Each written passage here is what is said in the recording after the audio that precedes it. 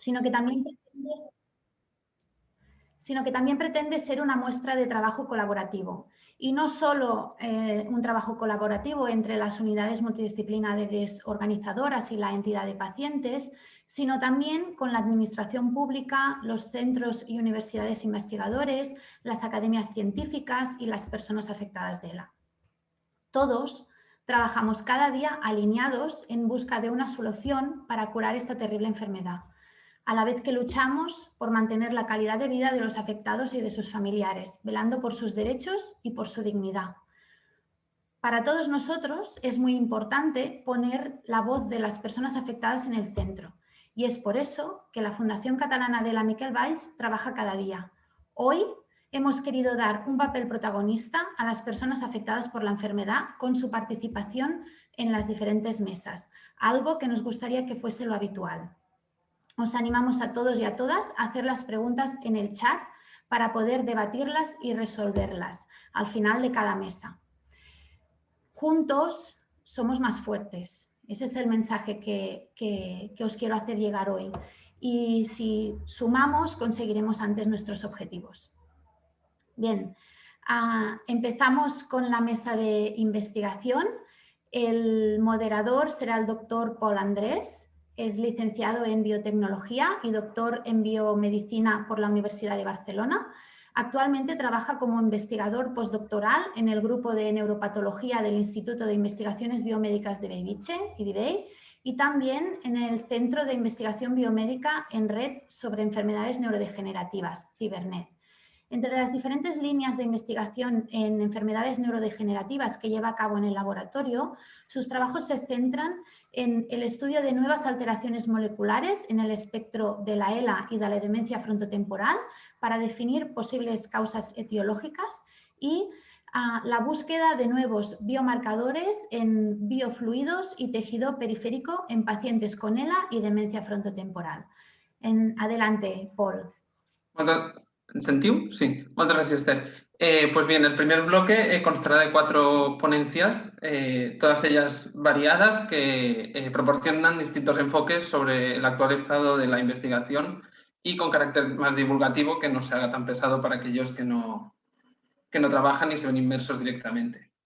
La primera ponencia la llevará a cabo el doctor Miguel Ángel Rubio, que es neurólogo clínico en el Hospital Universitario del Mar, y que trabaja coordinando la unidad multidisciplinar de ELA, a la vez que también trabaja llevando a cabo distintos estudios de carácter básico, colaborando con el Grupo de Neuroplasticidad y Regeneración del Instituto de Neurociencias de la Universidad Autónoma de Barcelona. Cuando quiera, doctor Ángel Rubio, puede empezar.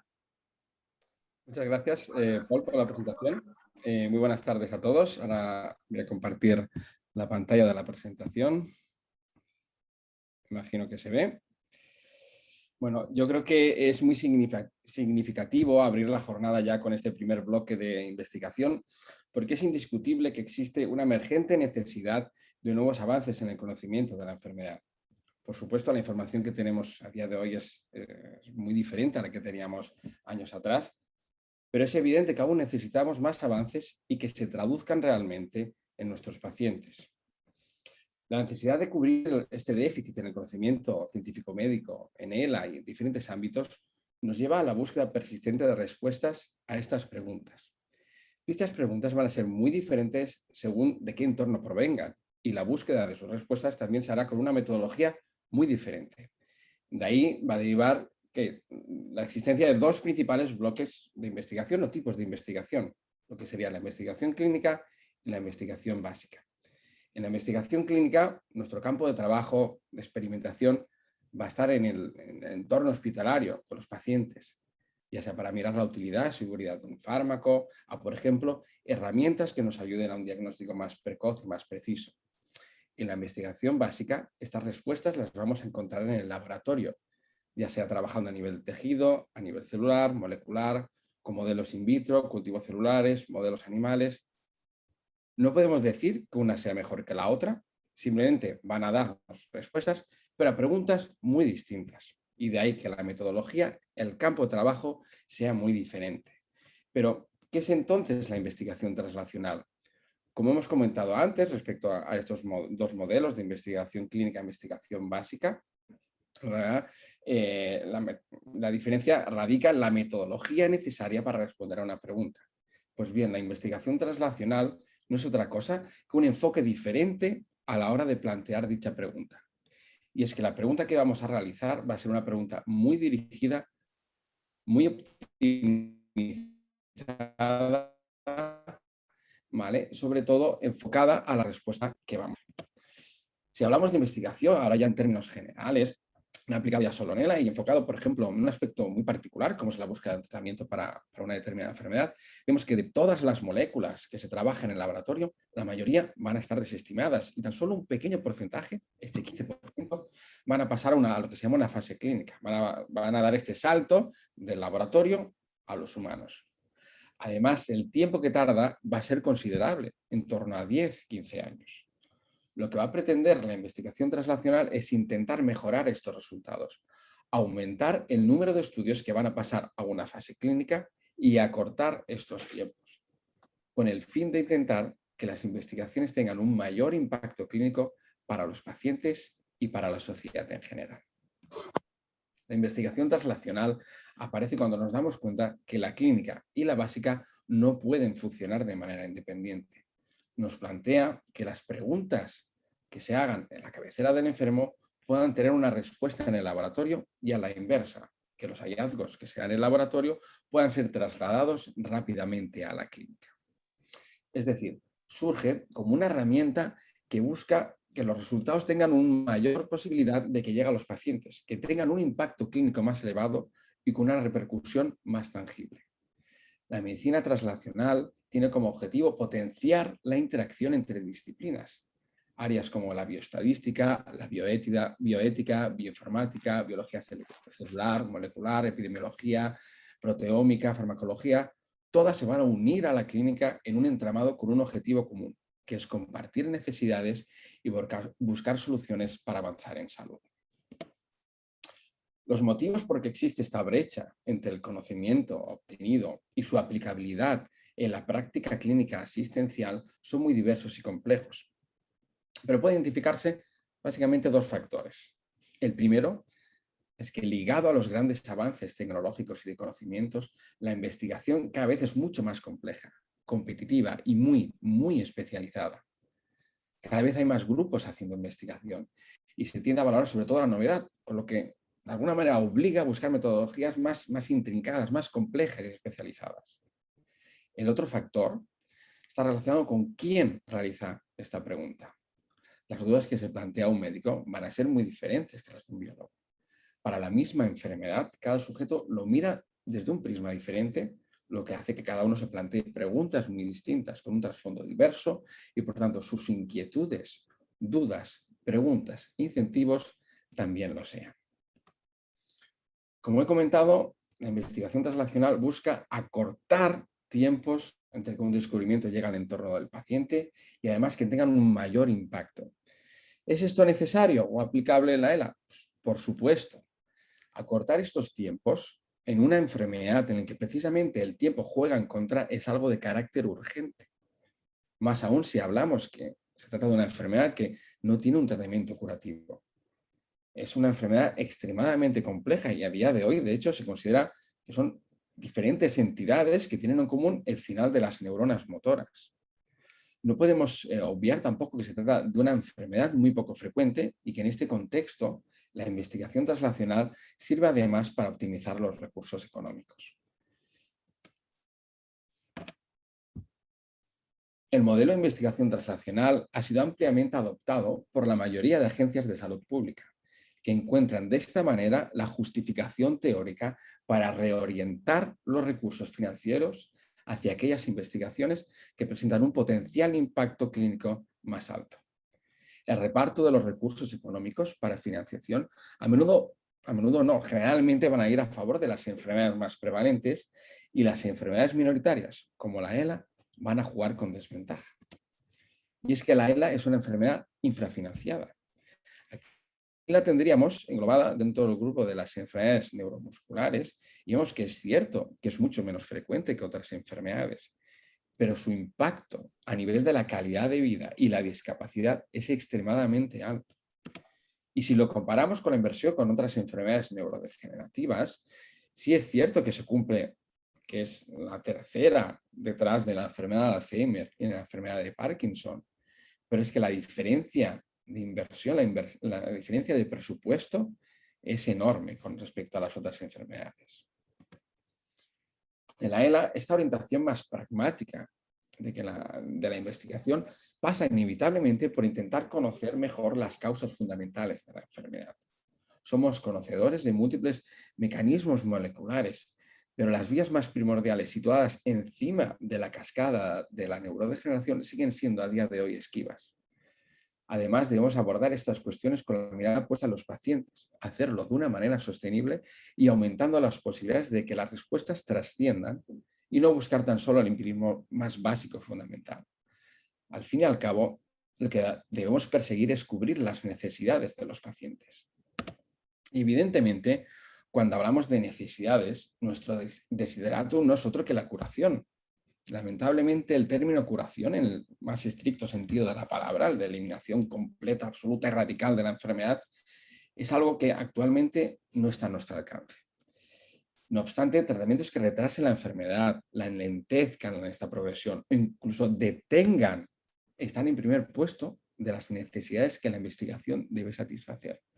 Pero ojo, que no es la única faceta que es necesario cubrir.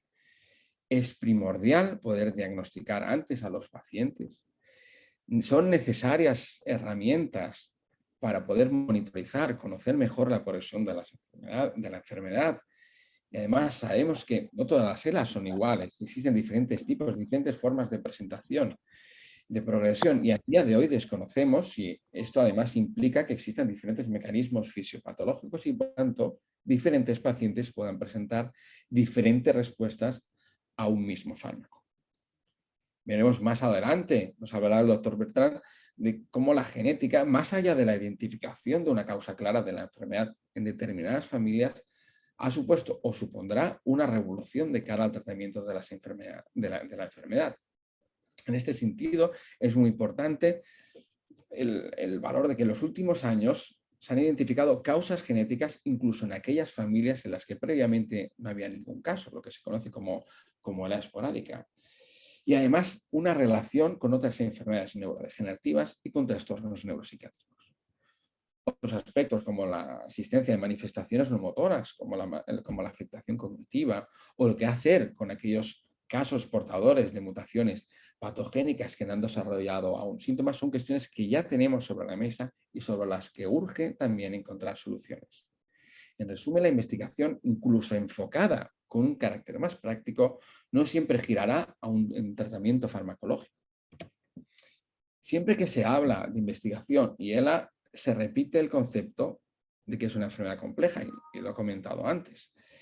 Ya sabemos que a nivel de los diferentes mecanismos moleculares genéticos implicados así es, pero más allá de repetir este mantra continuamente, ya hemos comentado que precisamente esta característica de complejidad es un motivo de peso para que los esfuerzos se dirijan hacia un terreno más práctico. Sin embargo, no hay que dejar pasar por alto que precisamente por esto, por esta complejidad, nunca, absolutamente nunca, debemos dejar de lado las formas más, vamos a llamarlos así, tradicionales y básicas de investigación. ¿Y por qué comento esto? Ahora lo veremos con un ejemplo. Pero antes, recordar que el método científico se basa en confirmar o despreciar hipótesis. Y estas hipótesis, que son las preguntas que he comentado al inicio, deben ser muy, muy concretas para que la respuesta sea también muy simple y no dé ningún margen a la malinterpretación y nos permita avanzar con seguridad al siguiente escalón de conocimiento. Miguel Ángel, quedan 5 minutos. Vale, si partimos de la necesidad de una respuesta que en realidad es muy compleja, lo que tendremos que hacer es desglosarlo en diferentes etapas, ¿vale? Simplificarlo. Y la investigación tradicional, que no translacional, se encargará de reordenarlo y seguir paso a paso, de manera progresiva, respondiendo a respuestas muy sencillas, pero que poco a poco nos van a dar el marco final, ¿no? La respuesta compleja que deseamos. El peligro que tenemos con la investigación translacional es que debido a que queremos ahorrarnos estos pasos intermedios, podemos perder información, podemos perder resolución y que al final sea muy difícil, si no imposible, llegar a la respuesta o conclusión final. Simplificar en exceso nos puede hacer perder información muy importante. E incluso más peligroso aún, sesgar la dirección del proceso. Por eso recordar que no se debe dejar de lado las investigaciones más básicas, incluso la de grupos más pequeños, aunque aparentemente de entrada estén más alejadas de los pacientes. Y es que toda investigación en última instancia va a estar siempre enfocada a un beneficio real, aunque ésta no sea aparente o lleve más tiempo del que nos gustaría. Y todos estos conceptos más abstractos, ¿cómo se trasladan en la realidad de los hospitales, en la realidad de los pacientes? Pues bien, para empezar, para poder llevar a cabo este tipo de investigaciones es necesaria la colaboración entre diferentes disciplinas científicas, distintos equipos, diferentes hospitales, universidades y centros de investigación. La colaboración permite plantearnos nuevos enfoques, llegar más lejos y conseguir metas que por sí solo serían inasumibles. En la consulta, esto se traduce en cuando a los pacientes se les explica que además de los procedimientos asistenciales habituales, se les puede realizar adicionalmente otro tipo de procedimientos que se salen de alguna manera de lo estandarizado, que se pueden recoger muestras, que se pueden participar en bases de datos, etc.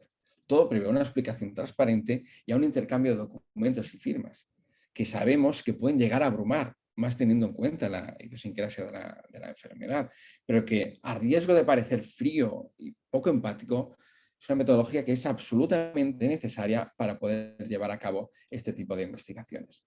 Comentar, por si queda algún tipo de duda, que tras todo documento que se entrega, se explica y se firma, hay un proyecto que ha sido diseñado por un equipo multidisciplinar y que además cumple todos los requisitos éticos y legales, incluido el de la confidencialidad de datos. Todo proyecto ha sido evaluado por un comité ético hospitalario externo, diferente al personal investigador y que vela porque se cumplan todas estas normativas. Y ya para acabar, como conclusiones, que es de perogrullo decir que evidentemente sin la investigación no podemos avanzar, pero para asegurar el éxito de estas investigaciones es muy importante el diálogo y la colaboración entre investigadores de diferentes campos. Toda investigación es útil, aunque el objetivo no lo parezca, pero todo puede llegar a ser relevante, pertinente. Y la única investigación que sabemos que fracasará es la que no se lleva a cabo. Para ello podemos utilizar todos los modelos animales que queramos, hacer los cultivos celulares que queramos, pero finalmente pues vamos a necesitar a vosotros. Necesitamos a los pacientes para poder dar este salto. Evidentemente la decisión de participar y colaborar va a ser siempre vuestra, va a ser voluntaria, en que el beneficio en ocasiones no será inmediato, de bien seguro que siempre contribuirá a aumentar el conocimiento de la enfermedad y que de ello se puedan beneficiar mucha gente en el futuro. Y no podemos pedir compromiso a las familias sin exigirlo también a nosotros mismos. Ante una enfermedad minoritaria y tan devastadora, a nosotros no nos queda otra alternativa que aferrarnos a nuestro compromiso social con el avance en el conocimiento de la enfermedad e impulsar y participar en cuanto no sea posible. Y esto era todo lo que quería comentar, sobre todo animar a que los pacientes y familias consultéis en vuestras unidades sobre en qué proyectos podéis participar, porque de bien seguro que en todas, absolutamente todas, siempre se podrá aportar, aunque sea un pequeño grano de arena. Y eso es todo. Vale, muchas gracias, Miguel Ángel. Cualquier pregunta o duda que tengáis, pasadla al chat y al final del bloque pues procederemos con ella, ¿vale? La siguiente ponente es la doctora Núria Rado Trilla, que es bióloga y doctora en biomedicina y que actualmente trabaja como investigadora en la Agencia de Qualitat y Avaluació Sanitàries de Catalunya, la AQUAS, coordinando la evaluación de convocatorias de investigación del Pla Estratègic de Recerca e Innovació en Salud de la Generalitat de Catalunya. Además de que se encarga de diseñar herramientas para la toma de decisiones y la planificación científica. Núria, cuando quieras. Vale, muchas gracias, Paul. Bueno, buenas tardes a todos. Creo que me escucháis bien. Sí, entonces, como ha dicho Paul, a nosotros lo que hacemos en AQUAS, en la Agencia de Qualitat y Avaluació Sanitàries, es promover la investigación responsable, una investigación que tenga un impacto social en la salud de las personas, Y esto es lo que llamamos a intentar que los centros de investigación y los investigadores implementen a la investigación responsable. Uno de los pilares de esta investigación responsable es el engagement, la participación de la sociedad, no solo los enfermos, no solo el paciente, de toda la sociedad en la investigación.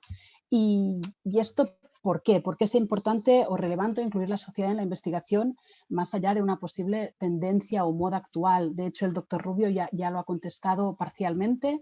La pregunta quizás sería ¿por qué no? Tenemos que escuchar, por qué no tenemos que incluir la voz del paciente en la configuración de las políticas de investigación y de los proyectos de investigación. Esta pregunta se la llevan haciendo los filósofos de la ciencia y los sociólogos de la ciencia desde hace muchísimos años y hay distintas respuestas a esto. Por una parte hay todo el movimiento de la democratización de la ciencia y de esto se escribió muchísimo ya en los años 70 y es que en la sociedad compleja en la que vivimos, que se enfrenta a retos de tipo científico-técnico, la participación de la sociedad legitima cómo abordamos estos retos colectivamente. No solo es labor de los investigadores responder a todos estos retos. El otro argumento es más de tipo ético y es que queda como raro hacer investigación sin tener en cuenta a los usuarios de esta investigación, aquellos que van a recibir los resultados de esta investigación. Puede parecer casi ese lema más del todo por el pueblo pero sin el pueblo, que evidentemente no es esto, pero en el paradigma, en la cosmovisión del siglo XXI es impensable no tener en cuenta la voz del paciente en la investigación. Y por último, y de hecho es el argumento ya más frecuente actualmente, es con los estudios que se han hecho en impacto de la ciencia, dicen que la investigación hecha sumando expertise de distintos ámbitos de experiencia y sumando intereses, tiene un mayor impacto. Es lo que decía el doctor Rubio hablando de investigación translacional. Yo añado la tercera variable, aparte de la investigación básica y clínica, la voz, obviamente, de los distintos stakeholders para mejorar ya sean las necesidades de investigación, ya sea la comunicación en la investigación o ya sea muchísimos efectos que puede tener o muchísimos valor añadido que puede tener el paciente en la investigación. Por lo tanto, es lo que se decía ya a Pierre Lacombe en 2002, que la experticia será plural o no será, porque era ese cuadro de la Mona Lisa, que todos vamos a ser responsables de hacer este cuadro más nítido cada vez. Entonces, esto está fundamentado en un estudio que hicimos en el que estudiamos distintos proyectos de investigación que habían tenido impacto en la práctica clínica. Y la cosa que tenían en común todos los proyectos, evidentemente el impacto social no es una receta que se puede garantizar antes de empezar la investigación, obviamente, porque se trata de comprobar hipótesis y pueden no llegar pueden no ser ciertas, no pasa nada. Pero una cosa que siempre tenían en común los proyectos que tenían impacto es que implicaban a distintos actores. Implicaban a pacientes, implicaban a familiares, implicaban a organizaciones, implicaban a otros investigadores, implicaban a médicos, etc. El sumar, la suma de visiones añadía o facilitaba el impacto de la investigación. ¿Y cuál es el valor añadido que puede tener el paciente? En realidad son muchísimos y son muchísimos beneficios para la propia investigación, más allá de los posibles beneficios que pueda tener el paciente. Una participación favorece la comunicación, una comunicación más efectiva, quizás no a corto plazo quizás dificulta la comunicación, hablar con distintos stakeholders, pero a largo plazo generar un sistema de investigación en el que el diálogo esté engrasado entre los distintos stakeholders, acerca la investigación a las personas interesadas, consigue tener una sociedad más informada. Participar también puede facilitar la priorización de la investigación, alinear la investigación a los intereses de los pacientes, a detectar necesidades no cubiertas. Con esto no estoy diciendo que todos los proyectos tengan que tener un impacto final, es lo que decía también hace nada el doctor Rubio. Hay muchísimos proyectos que van a tener un gran impacto en muchos años y no los veremos nosotros, pero son muy relevantes que esté. Pero el enfoque hacia tener el impacto, esto sí que es importante y esto sí que va a salir siempre de un diálogo entre distintos actores sociales. Entonces, tener muchos puntos de vista y más variados va a promover un impacto, va a promover una investigación más útil, entre comillas. Otra cosa donde las asociaciones de pacientes y los pacientes organizados también son muy activos es en la obtención de recursos, ya sea por crowdfunding, ya sea por incidir en decisiones. Esto también es un rol que tienen los pacientes en el complejo mundo de la investigación. El impacto, como digo, obviamente hablo siempre de facilitar, de promover, de ayudar, porque evidentemente no todo es blanco o todo es negro y hay proyectos que tienen participación de pacientes que quizás no tengan impacto y al revés, proyectos sin participación de pacientes que lo puedan tener. Pero estoy hablando de tendencias generales. Por último, implicar los pacientes en un sistema de investigación transparente también facilita la confianza que podemos tener como ciudadanía hacia el sistema de investigación. Entonces, los roles que puede tener el paciente en un sistema de investigación responsable, utilizando los términos europeos, pueden ser muchos, desde la detección de necesidades de investigación, la obtención de recursos, como he dicho, la evaluación de proyectos. Aquí aún es poco frecuente, pero en el Reino Unido, sobre todo en Holanda, no hay paneles de evaluación sin pacientes. Influir como pacientes organizados en las decisiones, participando en la investigación, y después se va a hablar de ensayos clínicos y tenéis muchísimas experiencias vosotros que yo misma, haciendo networking y participando y correlacionando los distintos pacientes, comunicando los resultados. Los roles de los pacientes en la investigación son inacabables. Evidentemente no todos tienen el mismo grado de influencia. Hay cosas que son, como decía, solo informar, divulgar, comunicar, y que sería la parte más pasiva, hasta la parte más activa, que es co-crear y potenciar una investigación en que el propio paciente, familiar o cuidador forme parte de la investigación, que esto es un ideal en el que todavía no estamos allí o no estamos allí muy a menudo al menos, pero que es el reto a tener en cuenta. Pues entonces pasar de este papel pasivo, como decía, que el paciente es una fuente de datos, es un rol imprescindible para hacer buena ciencia, pero el sueño o el objetivo final es promover una investigación donde todas las voces tengan igual, tengan todas las perspectivas sean igual de relevantes para llevar a cabo un proyecto. Esta investigación-acción que se llama, está muy de moda ahora en el Reino Unido, se le llama así, donde el paciente es prácticamente un investigador, hace preguntas de investigación o participa de las discusiones abiertas en el grupo de investigación. Ya lo he dicho, esto obviamente hablo con el zoom out, con la foto del sistema de investigación. Hay proyectos en los que esto es más fácil y hay proyectos en los que esto es inviable, pero generalmente fomentar este tipo de diálogo entre todos los stakeholders sociales es uno de los objetivos que tenemos nosotros. Y siempre ponemos el ejemplo del Reino Unido, donde aparte o evidentemente la ciencia se beneficia de la voz, de la opinión y de la experiencia y de la experticia de los pacientes. Los pacientes obviamente también las encuestas de satisfacción al menos dicen que los pacientes también se llevan los beneficios ellos, ya sea quizá para ellos, quizá para futuros pacientes y para futuras curas, pero es un win-win entre todos. Evidentemente, y no quiero ser naif, todo lo dicho hasta ahora es mucho más fácil de decir que de hacer y somos plenamente conscientes de esto. Y sabemos que no es tarea fácil y que necesita o requiere de cambios estructurales, casi a veces culturales, que necesitamos que vayan sucediendo a paso.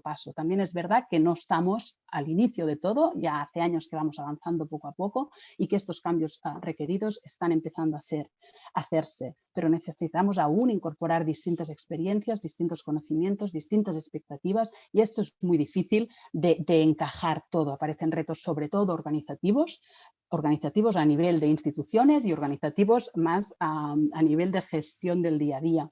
Hay tensiones entre los distintos stakeholders, entre los distintos intereses, ya sea de investigadores, como decía, de hecho lo ha dicho el doctor Rubio, entre investigadores básicos, entre clínicos, entre pacientes, entre médicos.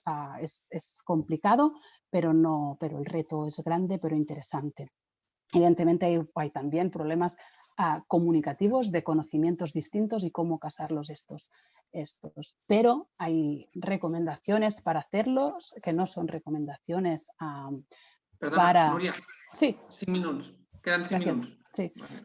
que no son recomendaciones, son recomendaciones sobre todo para sistémicas. Nosotros trabajamos para la Generalitat de Cataluña, por lo tanto hacemos recomendaciones al propio sistema de investigación, y es que capaciten, reconozcan todas las experiencias como válidas, que salgan del modelo, a veces en algunos casos paternalista, y promovamos un sistema de suma de conocimientos.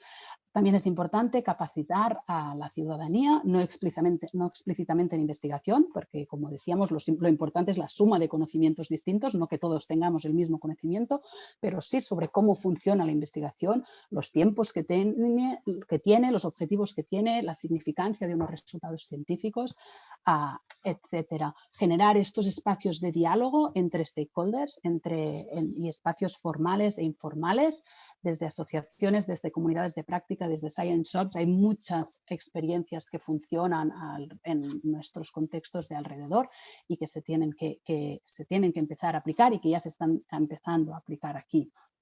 Y cambios, evidentemente, también institucionales. Por lo tanto, y acabo con esto, incluir el paciente y los distintos stakeholders en la investigación científica hace mejor la ciencia, por lo tanto hace mejor después la atención sanitaria y hace mejor la práctica clínica, pero no es fácil. Existen muchos retos culturales, organizativos y comunicativos que tenemos que ir superando poco a poco.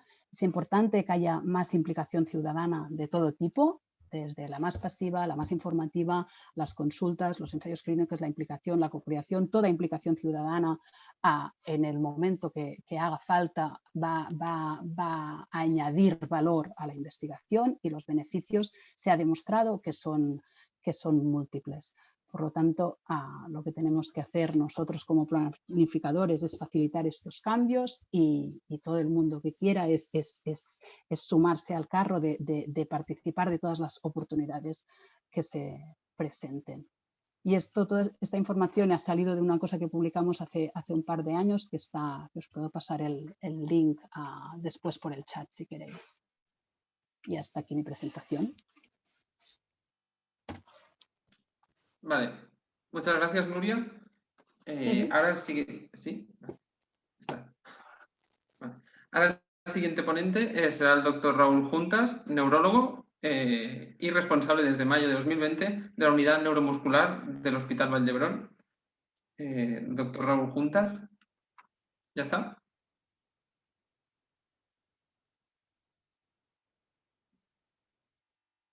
Raúl. Bueno. ¿Sobre la ELA? Vale, ahora ya está. Ya está, ¿no? Vale. No se te oía, vale, ya está. Adelante, muchas gracias. Bueno, como decía, muchas gracias a la Fundación Miquel Valls y por haberme invitado junto con otros compañeros a hablar de la ELA en estas jornadas sobre esta enfermedad. Y me han pedido que hable de cómo funciona la investigación en ELA en otros países. Bueno, yo lo voy a centrar en Francia porque es el país que mejor conozco, puesto que he trabajado en un centro de ELA 17 años en Montpellier. Y bueno, así les puedo contar un poco cómo se organiza allí tanto el seguimiento de los pacientes como la investigación. Lo voy a dividir en dos partes. Una parte que es cómo se organiza el diagnóstico, el seguimiento de los pacientes, y cómo se organiza la investigación. ¿Vale? Entonces, en Francia ha habido 3 planes diferentes sobre las enfermedades raras, y después de estos planes se han creado centros de referencia multidisciplinares específicos para diferentes enfermedades, y en particular para la ELA fue el primero que se creó. Estos centros de referencia serían el equivalente de lo que aquí llamamos un CESUR. Una primera diferencia fundamental que yo veo entre los centros de referencia franceses y españoles es que en Francia hay un presupuesto adicional para estos centros. que permite contratar personal y hacer proyectos de investigación, por lo menos clínica. Ya para un proyecto de investigación más fundamental hace falta otros recursos, pero ya se pueden hacer proyectos de investigación clínica. Por lo que yo sé, pero me corregirán mis compañeros, aquí por el momento no se ha atribuido un presupuesto que llegue a los centros CESUR. No sé si esto va a cambiar en el futuro, esperémoslo, porque eso pues ayuda mucho a poder ocuparse de los pacientes y hacer proyectos de investigación. ¿Cuál es el objetivo de estos centros? Pues mejorar el diagnóstico y seguimiento de los pacientes. Como ya sabéis, desgraciadamente el retraso diagnóstico es frecuente en esta enfermedad y a pesar de que se difunde más, se conoce más, la media sigue siendo en torno a un año, lo que es muchísimo, evidentemente, para hacer el diagnóstico de esta enfermedad. Un segundo objetivo es, bueno, en relación con el primero, es mejorar la formación de los distintos médicos que tienen que llegar al diagnóstico y que deben ocuparse estos pacientes. Y, en tercer lugar, fomentar la investigación. Esta es la distribución de los diferentes centros de referencia multidisciplinar que hay en Francia. En rojo, en Limoges, aquí está el centro coordinador. Bueno, esto va cambiando. Aquí últimamente era Limoges el centro coordinador.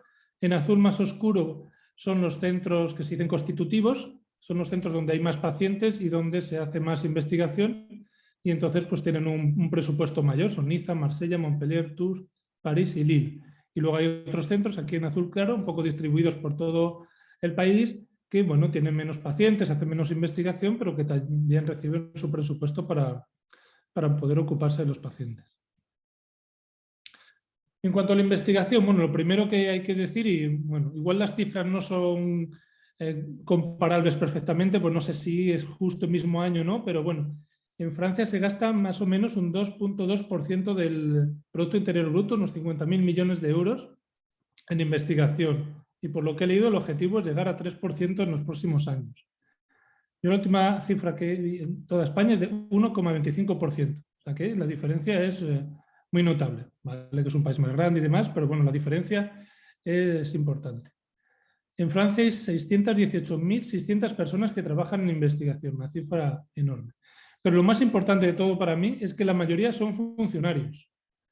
O sea, que pueden trabajar, pueden hacer la investigación, digamos, con más tranquilidad. Yo, por lo que estoy viendo, bueno, que solo llevo un año, no conozco para nada todo, pero por lo que veo en el Instituto de Investigación del BIR asociado al Hospital de Valdebrón, la mayoría de los investigadores dependen de becas, de proyectos, de los ensayos terapéuticos y nos pasamos 3 o 4 meses ya al año intentando pedir las becas, cada vez es más difícil de obtener. Eso para mí es un punto fundamental, que estos investigadores pudieran tener un puesto más estable. Evidentemente, siempre un joven que termina es normal en todos los países que va a tener una beca y demás, pero ya para los más asentados es normal que pudieran tener un trabajo más estable. Me parece fundamental. ¿Dónde se hace la organización? ¿Dónde se hace la investigación en el sistema francés? Pues en universidades, evidentemente, y también en organismos públicos de investigación. CNRS, INSERM, INRA, INRIA, bueno, hay un montón y a franceses les encantan las abreviaciones, así que hay una lista enorme. Y luego fundaciones privadas como el Instituto Curie o el Instituto Pasteur, ¿no? Que ahora ha estado muy de moda con lo de las vacunas. Y para organizar todo este sistema de centros de referencia y laboratorios de investigación se ha creado hace 3 o 4 años la red FILSLAN, o red de ELA, ¿no? Que es una organización nacional que coordina las acciones de todos los actores implicados en la ELA, tanto los centros de referencia, que se ocupan de los pacientes, como de los laboratorios de diagnóstico e investigación y las asociaciones. De estos 3 pilares se hace una organización nacional para poder trabajar de forma coordinada. ¿Cuáles son los objetivos? Siempre teniendo al paciente y a su familia en el centro de todo, los objetivos son dinamizar el diagnóstico y seguimiento de los pacientes con ELA, para hacer un diagnóstico más precoz y un seguimiento adaptado, fomentar la investigación, la formación. Importante también mejorar el diálogo con el Ministerio de Sanidad para bueno, pues intentar que haya más recursos, cuando no se escucha a los pacientes y al personal sanitario, que falta esto en este centro, falta esto en este hospital, etc. Algo muy, muy importante es la vigilancia epidemiológica y la creación de bases de datos nacionales. Eso en Francia hay un registro de pacientes nacionales que, no sé si me equivoco, si no me corregirán mis compañeros, yo creo que aquí no me parece que haya. Y también crear recomendaciones de diagnóstico y seguimiento de los pacientes, como vamos a ver. Luego estos laboratorios de investigación también intentan cada uno ocuparse de una rama diferente, ¿no? Entro en el detalle, solo son ejemplos. Por ejemplo, el diagnóstico genético se hace en 3 ciudades, en París, en Tours, en Nimes. En Montpellier era un laboratorio que estudiaba sobre la neuroinflamación en la ELA, sobre neurofilamentos. En Tours sobre lo que se llama metabolómica. En Limoges en el hipermetabolismo en la ELA. En París en neuroimagen. Bueno, simplemente ejemplos de que cada laboratorio pues, se centraba más en una cosa, pero trabajando de forma coordinada.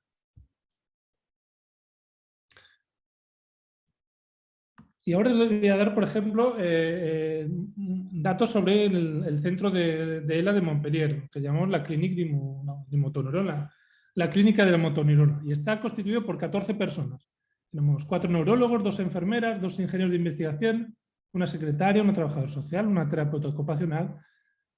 Últimamente había una psicóloga, pero antes había una psicóloga y una neuropsicóloga, una auxiliar y una supervisora. Pero lo importante es que estos profesionales tienen dedicación exclusiva para ocuparse de los pacientes ELA. Como había un presupuesto específico para ellos, no se ocupaban de otras patologías. Bueno, es verdad que en el centro de Montpellier había muchos pacientes, había unos 140, 150 nuevos casos al año, una fila activa de más de 400 pacientes, pero bueno, pues este personal se dedicaba a ocuparse de estos pacientes. Y en trabajo asociado con el laboratorio INSERM, que está a escasos minutos del hospital, y como ya dije, especializado en neuroinflamación en ELA.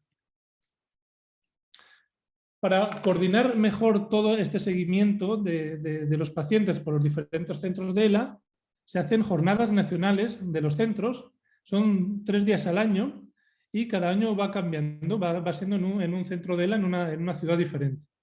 Y el objetivo es poner en común prácticas de diagnóstico, seguimiento y tratamiento en común de los pacientes, con todos los profesionales implicados, neurólogos, psicólogos, neumólogos, nutricionistas, logopedas, trabajadores sociales, terapeutas ocupacionales, todo el mundo tiene sus talleres, sus reuniones para poner en común las prácticas para ocuparse de los pacientes. Esto llevó, por ejemplo, en 2005, creo que se iba a renovar pronto, la conferencia de consenso. Hubo varios días de reunión donde todos los especialistas pues, estuvieron discutiendo y dar una serie de consejos, de guías de diagnóstico, seguimiento y tratamiento de los pacientes, tanto clínico, diagnóstico, anuncio diagnóstico, por ejemplo, muy importante. Eso no nacemos los médicos sabidos para hacer anuncio diagnóstico. El seguimiento, el tratamiento sintomático, el seguimiento psicológico, la fisioterapia, la nutrición, etc. Esto es solo un ejemplo, pero en consejos de dieta, por ejemplo, he cogido consejos dietéticos y nutrición, cuando se va a este link, ¿no?, de internet, pues por ejemplo se encuentran todas estas fichas accesibles a todo el mundo, donde hay fichas para ayuda a la comunicación, consejos para el tipo de texturas, problemas de deducción, consejos para la PEG. Bueno, esto es solo una captura de pantalla, pero aquí, yendo a este link, pues se puede ir y hay información tanto para los pacientes como para los profesionales. Y esto ha llevado, otro ejemplo, recientemente, en diciembre del 2019, una publicación sobre la recomendación de la fisioterapia en los pacientes afectos de ELA, que muchas veces nos preguntan lo que hay que hacer. Pues es importante, ¿no?, que tener este tipo de documentos que podamos transmitir a nuestros pacientes y a los fisioterapeutas.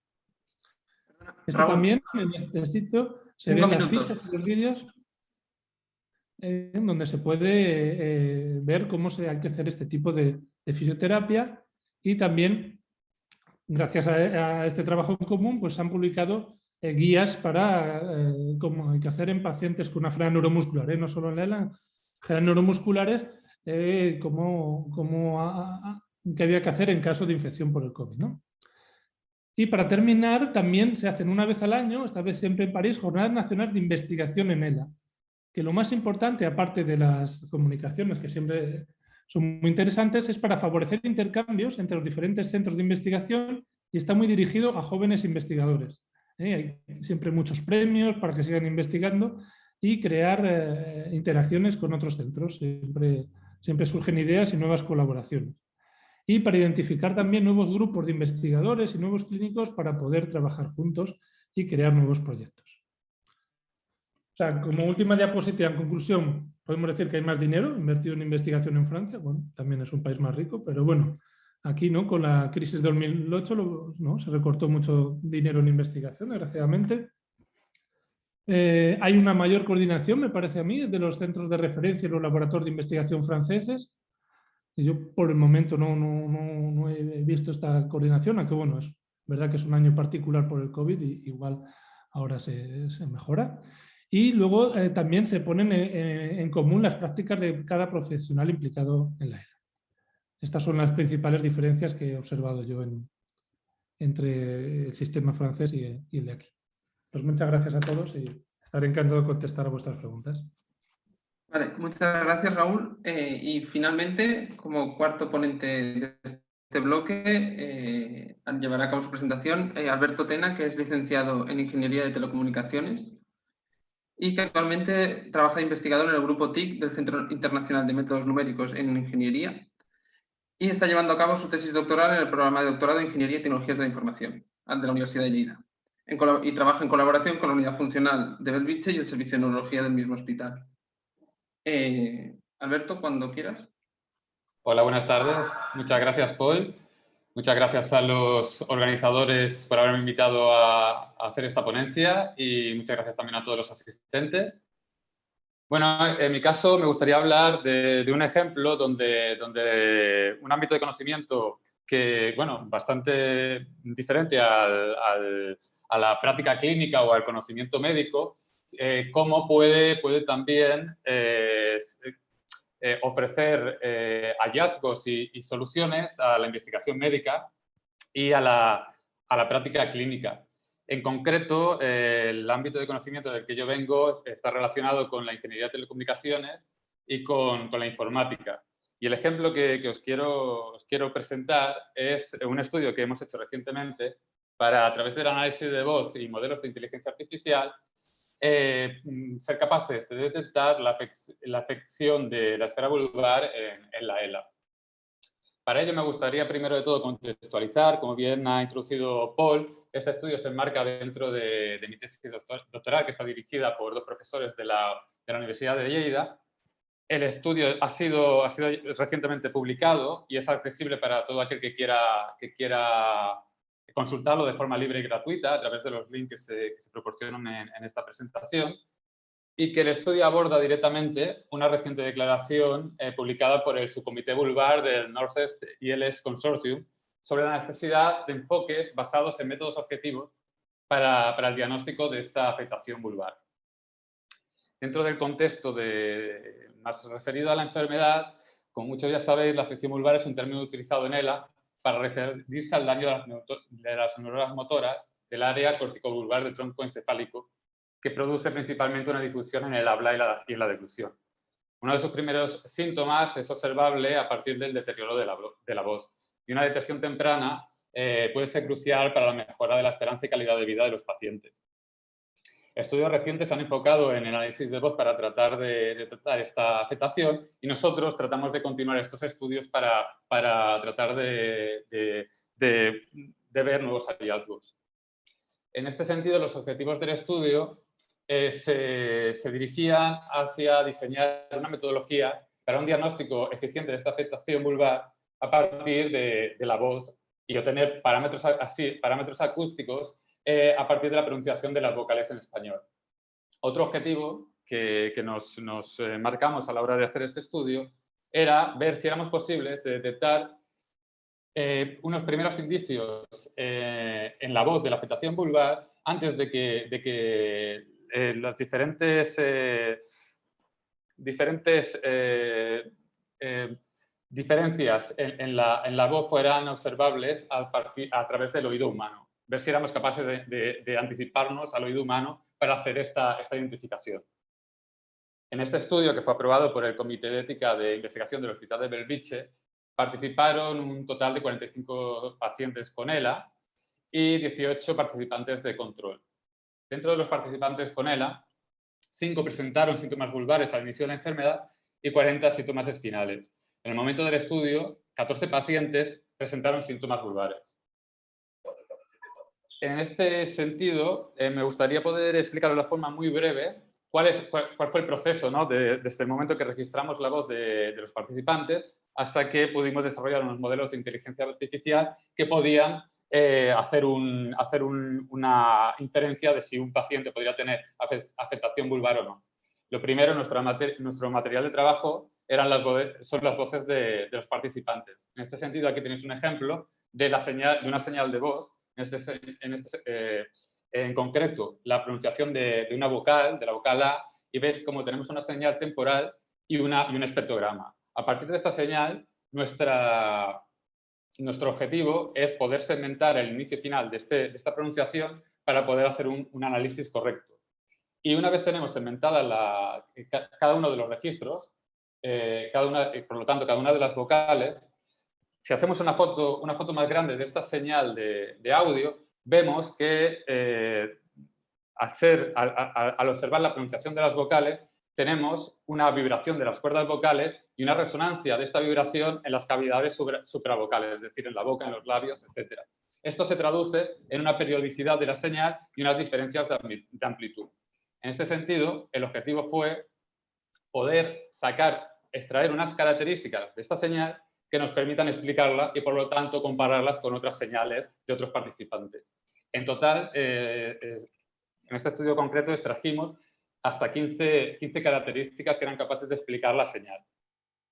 Con estas 15 características, posteriormente hicimos un análisis de componentes principales que nos permitían, por un lado, poder visualizar de una forma sencilla la distribución de estas características entre los diferentes grupos de pacientes y, por otro lado, proporcionar unos datos de entrada a los modelos de inteligencia artificial que de una forma más eficiente fueran capaces de hacer unas predicciones. En esta gráfica podemos observar que la capacidad explicativa de cada uno de los componentes principales en función de la variabilidad total de las características originales. Lo que quiero mostrar con esta gráfica es que un solo componente principal es capaz de explicar hasta el 50% de la variabilidad total de los datos. Y esto nos permite que con solo dos componentes principales poder explicar hasta un 70% de la variabilidad de estos datos, con lo que de una forma sencilla podemos visualizar podemos ver cómo se comportan las voces de los participantes en una sencilla gráfica que os mostraré a continuación. Y también podemos observar cómo, utilizando únicamente 8 componentes principales, podemos llegar a explicar casi el 100% de la variabilidad de todos los datos. Con los 8 componentes principales que os he explicado anteriormente, la idea es alimentar los modelos de inteligencia artificial con estos 8 componentes principales. Dentro del estudio, como ya también os he comentado anteriormente, contamos con 3 grupos diferentes de participantes. 31 participantes que corresponden a pacientes con ELA que no manifiestan afección vulvar, 14 participantes que sí la manifiestan y 18 personas de control. Con estos diferentes grupos hemos hecho 4 casos de estudio, en el cual comparamos los controles con pacientes, vamos a llamarle pacientes vulvares, pacientes no vulvares y controles con todo el conjunto de datos de pacientes con ELA. Y por otro lado, comparábamos los pacientes vulvares con pacientes no vulvares. Estos 4 casos de estudio fueron, con todas las características y componentes principales calculados anteriormente, fueron los datos de entrada para los modelos de inteligencia artificial que utilizamos. No voy a entrar en el detalle de estos modelos, pero simplemente quería resaltar que cada uno de estos modelos utiliza diferentes arquitecturas y queríamos ver cuáles de estas arquitecturas funcionaban mejor para el conjunto de datos con los que estábamos trabajando. Y que para validar estos modelos teníamos que utilizar diferentes datos de entrada. Dividíamos todo el conjunto de datos en datos de entrenamiento y en datos de testeo para poder validar de una forma correcta estos modelos. Aquí voy a intentar que sea la parte más que explique mejor un poco el sentido de este estudio. Podemos ver lo que comentaba antes, que con los dos primeros componentes principales somos capaces, el primer componente principal, de explicar el 51% de la variabilidad de los datos y el segundo componente principal casi el 20%. Con lo cual, con dos componentes principales en una gráfica de dos dimensiones, podemos ver cómo se distribuyen estos datos. Si nos fijamos en los círculos que se representan en la gráfica, el círculo azul corresponde a la variabilidad de los datos de los participantes controles. El círculo amarillo corresponde a los participantes pacientes no vulvares. Y el círculo gris corresponde a los participantes pacientes que sí que tenían un diagnóstico de la afección vulvar.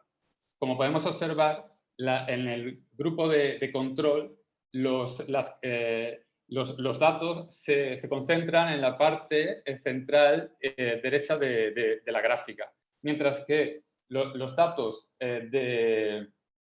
correspondientes a los pacientes con afectación vulvar tienden a dispersarse hacia la parte superior izquierda de la pantalla.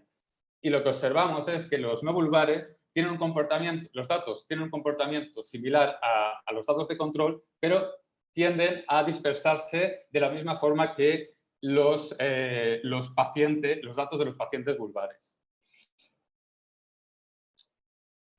Posteriormente, analizamos el comportamiento, o mejor dicho, evaluamos con diferentes métricas los modelos de inteligencia artificial que utilizamos. Aquí me gustaría resaltar, para no entrar en el detalle, porque se puede hacer para no entrar en el detalle, que dentro de los 4 grupos, de los 4 casos de estudio, todos aquellos en los que comparábamos los datos de los pacientes con ELA con participantes de control, los resultados obtenidos nos ofrecían una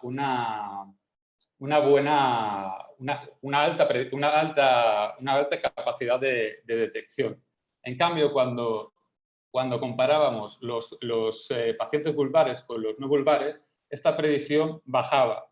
Lo que podemos inferir tanto de la gráfica de los dos primeros componentes principales con los resultados de los modelos de inteligencia artificial es que es posible que muchas de estas características que habíamos extraído de la señal de audio, del registro de las vocales, podría ser que, aunque el oído humano todavía no es capaz de detectar esta diferencia, la diferencia que se produce en la voz de los pacientes, es posible que estas características nos estén indicando que efectivamente hay un cambio en la voz de los pacientes no vulvares, o de algunos de los pacientes no vulvares, que se podrían clasificar como vulvares. Perdón, Alberto, sí. Quedan 5 minutos. Muy bien, gracias, Paul. Entonces, con lo que os he comentado anteriormente, los principales hallazgos de este estudio han sido que efectivamente la detección automática de la afectación vulvar a través de parámetros acústicos obtenemos una precisión con un modelo específico de inteligencia artificial. En este caso se llaman Super Vector Machine. Alcanzamos una precisión de hasta casi un 96% de detección, con una especificidad cercana al 100%. Con los resultados obtenidos también confirmamos que el deterioro de la voz es uno de los aspectos más relevantes a la hora de diagnosticar la afectación vulvar. Y este estudio evidencia o pone de manifiesto que la afectación vulvar podría llegar a ser detectada a través de herramientas automáticas antes de que los cambios en la voz puedan llegar a ser perceptibles por el oído humano. Como conclusiones, diríamos que la inteligencia artificial, en concreto los modelos presentados en este estudio, pueden ser una herramienta de ayuda al diagnóstico para los equipos clínicos multidisciplinares.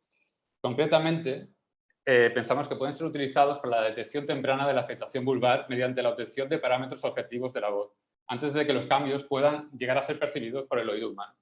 Es importante también mencionar que los resultados obtenidos en este estudio superan la precisión de modelos obtenidos por otros estudios y estudios anteriores. Por último, me gustaría decir que, a pesar de los buenos resultados del estudio, hacen falta trabajos futuros para terminar de validar estos hallazgos.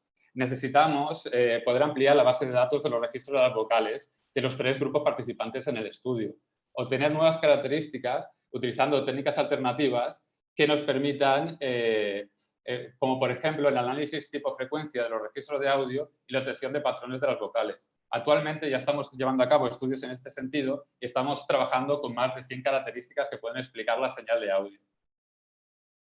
Es necesario también llevar a cabo estudios que nos permitan evaluar hasta qué punto somos capaces de hacer una detección temprana de esta afectación vulvar a partir del análisis de la voz.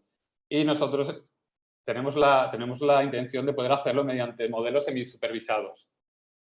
Y también quería poner de manifiesto la importancia de poder iniciar un estudio longitudinal que nos permita validar los modelos y obtener datos objetivos acerca de cuánto podemos anticiparnos al diagnóstico. Este estudio longitudinal también nos permitiría poder desarrollar nuevos modelos para llegar a ofrecer un pronóstico. Por ejemplo, poder predecir si un paciente puede llegar a perder la voz y cuándo podría llegar a producirse, para poder realizar una serie de acciones que permitan llegar a paliar esta pérdida. Y por último, me gustaría agradecer sobre todo a los participantes de este estudio, especialmente a los pacientes por su predisposición, a la unidad de motoneurona del Hospital del Belviche y al resto de participantes en este estudio. Y por mi parte nada más y muchísimas gracias por la atención. Muchas gracias, Alberto. Pues ahora, si os parece bien, empezamos con las preguntas que van a ir saliendo en orden de aparición en el chat, más o menos. La primera de todas, pregunta Nuria. No sé si estáis conectados el resto de ponentes. Sí, yo sí. Sí. Vale, es que como no os veo, que hay demasiada gente, no puedo ver en las pantallas. La primera para Nuria, nos preguntan qué dicen las instituciones cuando pedís recursos. Pues no, pues tengo que decir que yo creo que lo que he dicho siempre es, todos los trabajos que hemos hecho alrededor de la participación de los pacientes siempre es muy bienvenido en todo, entre investigadores, entre planificadores, entre decisores y policy makers, pero es verdad, y como he dicho, es un cambio sistémico y es difícil. O sea, esto no va a aparecer de un día para otro, estamos andando hacia allí y la gente lo recibe bien y creo que todos somos... Y hay muchísimos investigadores, el último ejemplo mismo que se ha contado, que trabajan con pacientes y las asociaciones de pacientes también hacen muy buen trabajo dando voz y reivindicando la voz, y las instituciones pues van lentas, es verdad, y tenemos mucho trabajo que hacer y podemos ser muy críticos, pero nosotros no hemos recibido para nada unas críticas a lo que decimos, pero para nada. Y de hecho, a la gente, es verdad que aquí pues no somos los primeros de Europa, pero los investigadores cuando piden proyectos europeos ya tienen que estar respondiendo siempre cuál va a ser este impacto, cómo van a tener en cuenta el patient involvement, la implicación del paciente. O sea que no recibimos críticas, ni mucho menos, si iba por ahí la pregunta. Y aquí también involucrando a Raúl, ¿cuánto tiempo tardó esta transición? No sé quién habla. ¿Cuánto tiempo tardó esta transición en Francia o en otros países europeos de involucrar al paciente? Para hacernos una idea más o menos de la burocracia que lleva, cómo pasaría. Pues no, el paciente está involucrado desde el principio, ¿eh? No, es algo que allí es como, digamos, más natural y que está ya más admitido, que está involucrado en todas las decisiones, en todos los proyectos de investigaciones. Me parece algo ya más naturalizado allí. Que está más integrado en el sistema. Entonces. Y también, Raúl, de cara a ti, todo lo que has expuesto era más de cara a la investigación clínica, que sí que es verdad. Sí, yo bueno, como luego... yo que soy... Están asociados los laboratorios de investigación básica, ¿eh? Todos los laboratorios... Sí, no, eso sí, pero el papel de la financiación básica y todos los centros y la coordinación, de allí también puede llegar a beneficiarse directamente, no de manera secundaria. ¿Sabes lo que te quiero decir? Sí, es verdad, son presupuestos diferentes. El presupuesto de los centros de ELA es para investigación clínica, es verdad. Pero luego también hay, ¿no?, otros laboratorios que reciben financiación aparte, todo lo que son los laboratorios, INSERM y demás, eso recibe financiación aparte. Sí, vale, por otras vías. Por otras vías, sí. Vale. Y también, ahora otra vez, Nuria, preguntan, esto pues ha expuesto la situación actual aquí en Cataluña, pero extrapolar esto al resto del territorio español, ¿cómo está? Yo creo que es extrapolable y nosotros estamos en contacto con el Carlos III en Madrid, pero sí que es verdad que no hay una coordinación ni una estrategia política ni a nivel catalán ni a nivel español aún. Y entonces lo que encontramos pues, es como clústeres de gente que sí que tiene el paciente muy... Nosotros hemos hecho jornadas en el IDIB, en Valdebrón, en el IMIM, en muchos centros de investigación de aquí en Cataluña, y nos explican muchísimas experiencias con pacientes. Ahora digo participación del paciente en general en la investigación en salud, no específicamente en ELA, pero experiencias hay muchas, pero sí que es verdad que la coordinación y la estrategia conjunta, aquí estamos... no sé si muy lejos, pero no estamos allí aún. Y entonces sí que hay comunicación entre los distintos, al menos nosotros sí que hablamos en Madrid, con Madrid, pero hablamos como compañeros de trabajo que nos informamos de las cosas, y me imagino que lo que hacemos nosotros también lo van a hacer otros actores del sistema de investigación, pero no está suficientemente coordinado. En esto estoy de acuerdo. Bueno, cada uno va a su paso, digamos, ¿no? Exacto, exacto. Y después, Alberto, sí. Nos preguntan, dice, ¿la detección temprana de la patología vulvar en qué ayuda a los pacientes de cara a la evolución? Bueno, esta pregunta no sé si va dirigida a mí, porque yo creo que podrían dar respuesta mejor los que intervienen dentro del diagnóstico clínico, ¿no? Lo que sí que la detección precoz mediante este tipo de herramientas de análisis de la voz sí que podrían ser una ayuda a los profesionales de la clínica para poder detectar de una forma precoz esta afectación. Sí. Bueno, y de cara, también es para que lo entienda quien no trabaja en esto, el tipo de biomarcador en que se categorizaría la voz sería más de carácter pronóstico en este caso, ¿no?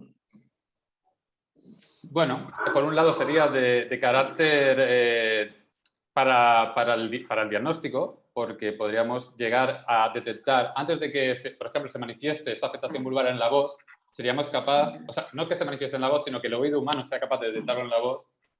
Seríamos capaces, mediante tipos de herramientas de análisis acústico, poder llegar a utilizar este tipo de biomarcadores para decir, bueno, la voz sí que está cambiando. No somos capaces de percibirlo con el oído, pero la voz está cambiando. Y ser un indicador que nos permita detectarlo de forma temprana. Vale, y también para ti, que esta ya es mía de... Como yo hago biomarcadores, también te la pregunto. ¿Es posible utilizar la voz como biomarcador de enfermedades miméticas? Que se tengan sospecha, o lo habéis mirado, o lo pensáis mirar, o no sé. Vale, bueno, sinceramente, no sé qué son las enfermedades miméticas. O sea, otras patologías que tengan, vale. Que puedan ser un caso de ELA o de otra enfermedad claro, para adelantar el diagnóstico, ¿sabes? Exacto. Que hasta que no se desarrolla más no se sabe. Exacto, eso es un punto también muy interesante. En este caso, yo creo que se deberían incluir en el estudio grupos de pacientes con diferentes enfermedades, y mediante estos marcadores de voz ser capaces de ver cuáles de estos marcadores están sirviendo para diferenciar los grupos entre sí, y ver si mediante diferentes tipos de algoritmos de inteligencia artificial somos capaces de diferenciar estos grupos. O sea que yo creo que sí. Y también otra más para ti. Porque este tipo de aproximación de las grabaciones de voz, ¿la habéis utilizado también en otras enfermedades o está reportado en algún sitio? O sea, ¿neurológicas o no? Sí, bueno, para ver si... el primer estudio lo hemos hecho en en la afectación vulvar en pacientes con ELA. Y hemos hecho otro estudio que todavía no está publicado, pero sí que está ya presentado, ya está en proceso de revisión, para la detección de toses COVID, es decir, de enfermedades respiratorias /infecciosas, poder ser capaces de diferenciar entre pacientes que están sufriendo esta enfermedad de pacientes que están sufriendo otros tipos de enfermedades respiratorias o que son personas que no tienen ninguna enfermedad. Vale. Sí. Y vale, ahora vuelvo a Raúl. Nos preguntan, ¿es verdad que en Francia, que están más adelantados, como has expuesto, porque esto está clarísimo, aquí existe algún tipo de web, como allí, que pueda acceder a información de consejos de nutrición, comunicación y otro tipo de inquietudes que tengan los pacientes? Que yo sepa, no, pero sí que hay un proyecto, igual pueden responder mis compañeros, ¿no? De hacer una plataforma digital para, con la Fundación Miquel Valls. Creo que había un proyecto en curso. Yo puedo contestar, aunque no sí, sea Mónica, contesta tú la mejor mesa. que yo. Ah, vale. Bueno, primero, gracias a todos por unas excelentes ponencias.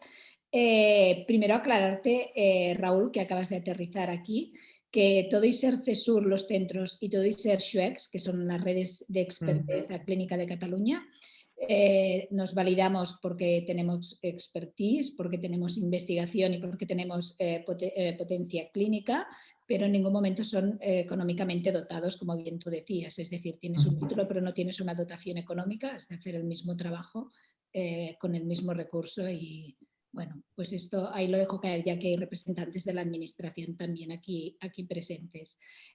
Con respecto a si hay plataformas donde puedan consultar los pacientes, hay plataformas que están vinculadas o bien a los centros hospitalarios, porque algunas hay plataformas vinculadas o documentación que tiene la Fundación Miquel Valls en su página web, y después la Fundación Lozón en su página web también tiene escuela ELA con diferentes cursos destinados para diferentes áreas, ¿no? Entonces, pero sí que es más iniciativas a lo mejor de un centro o de una fundación, más que de una iniciativa conjunta de una red de centros que trabajen conjuntamente. Es decir, que en España, CESUR de enfermedades neuromusculares raras, incluida la ELA, hay 3 en Cataluña, 1 en Valencia, 1 en Madrid y 1 en Andalucía, y no hay ningún otro centro más, como si en el resto o sea, no hay la red tan amplia que hay en Francia de centros, todo y que hay centros que trabajan excelentemente bien con la enfermedad en todas las comunidades autónomas, pero no existe este reconocimiento. No sé si he contestado la pregunta, ¿eh? Y ya finalmente para Miguel Ángel y también un poco para Nuria, sí que es verdad que habéis expuesto como el modelo idílico de cómo debería ser. Pero yo he visto aquí que la gente se pregunta por qué el modelo no funciona, y creo que a lo mejor también deberíais exponer las dificultades que se encuentran en distintos ámbitos, porque ya no solo clínico y tal. O sea, yo como básico me sé los míos. Pero todas las dificultades que tenemos a la hora de obtener financiación, a la hora de estabilizarnos, a la hora de conseguir proyectos, y todas las trabas burocráticas que nos encontramos, que yo creo que esto es una parte que la gente que no se ve envuelta en este ámbito le queda un poco alejada, y a lo mejor les ayudaría a entender la lentitud y la dificultad que tenemos día a día. Yo creo que por un lado la dificultad está en muchos aspectos. De hecho, si nos basamos ya en un poco en la ponencia del doctor Juntas, ya vemos que, por ejemplo, la colaboración o la dificultad de la colaboración entre los centros pues no es la misma aquí que en otros países, y esto dificulta, ¿no?, la competitividad. Puede ayudar, pero también puede poner trabas de cara a poder avanzar. En enfermedades minoritarias, por ejemplo, es fundamental, bueno, en realidad en todas las enfermedades, de cara a llevar a cabo una investigación, es fundamental tener una potencia estadística. La potencia estadística se consigue teniendo un gran número de participantes, y en enfermedades minoritarias, como es la ELA, esto es difícil. Con lo cual, el poder colaborar entre centros es fundamental para, de entrada, poder llevar a cabo investigaciones que sean viables ya desde el punto de vista metodológico, desde el punto de vista estadístico. Y esta falta de colaboración, ¿no?, esta falta de que realmente haya una red de centros que realmente estén estrechamente colaborando, es quizás una de las fuentes en las cuales radica parte del problema, más allá del tema económico. Vale. Vale, pues ahora ya vamos ya más justos de tiempo, así que cualquier pregunta que quede pendiente que la envíen por mail a la Fundación y entonces ya daríamos por concluido este primer bloque de investigación. Muchas gracias a todos los asistentes y a todos los ponentes por acotaros al tiempo y por haberos dispuesto a llevar a cabo estas